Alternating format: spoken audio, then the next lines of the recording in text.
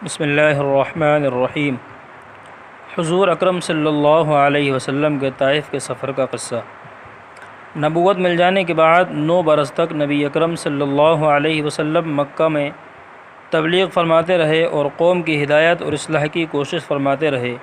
لیکن تھوڑی سی جماعت کے سوا جو مسلمان ہو گئی تھی اور تھوڑے سے ایسے لوگوں کے علاوہ جو باوجود مسلمان نہ ہونے کے آپ کی مدد کرتے تھے۔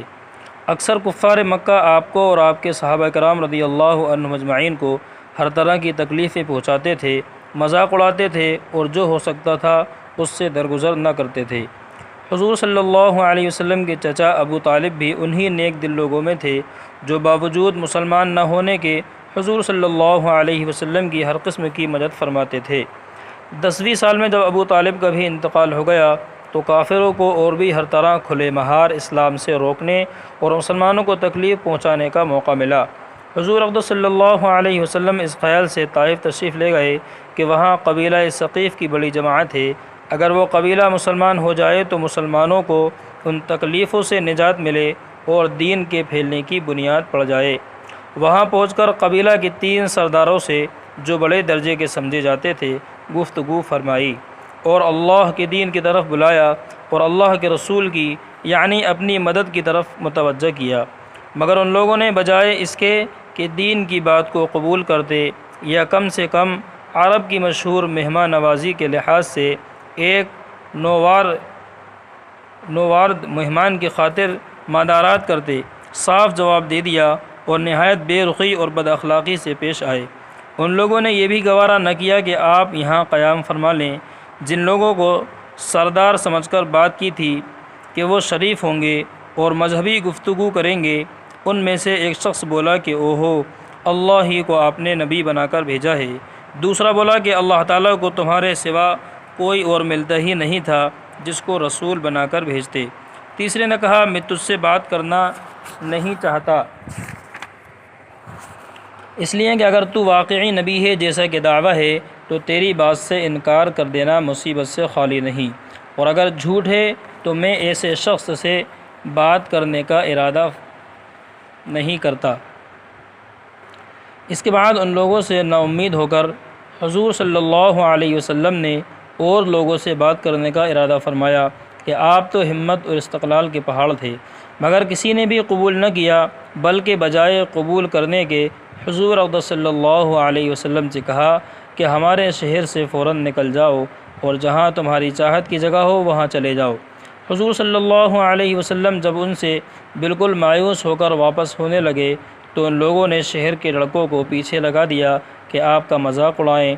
تالیاں پیٹیں، پتھر ماریں، حتیٰ کہ آپ صلی اللہ علیہ وسلم کے دونوں جوتے خون کے جاری ہونے سے رنگین ہو گئے۔ حضور صلی اللہ علیہ وسلم اسی حالت میں واپس ہوئے اور جب راستے میں ایک جگہ ان شریروں سے اطمینان ہوا تو حضور صلی اللہ علیہ وسلم نے یہ دعا مانگی،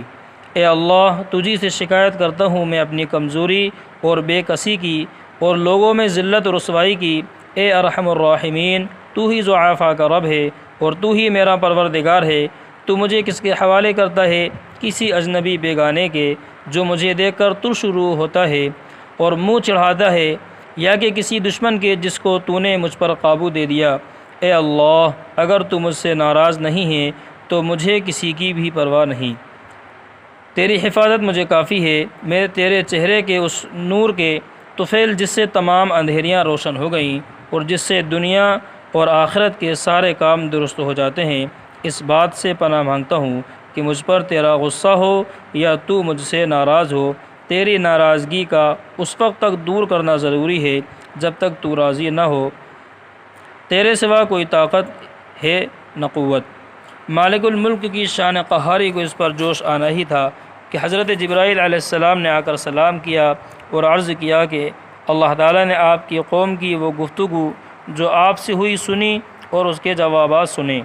اور ایک فرشتے کو جس کے متعلق پہاڑوں کی خدمت ہے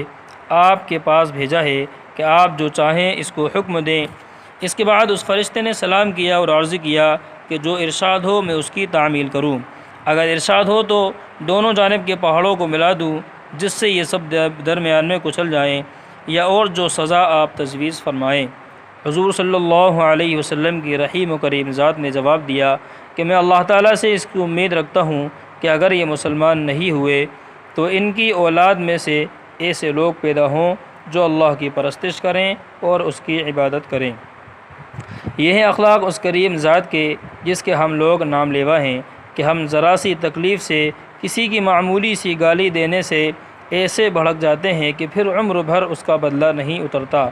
ظلم پر ظلم اس پر کرتے رہتے ہیں اور دعویٰ کرتے ہیں اپنے محمدی ہونے کا، نبی کے پیرو بننے کا۔ نبی کریم صلی اللہ علیہ وسلم اتنی سخت تکلیف اور مشقت اٹھانے کے باوجود نہ بددعا فرماتے ہیں نہ کوئی بدلہ لیتے ہیں۔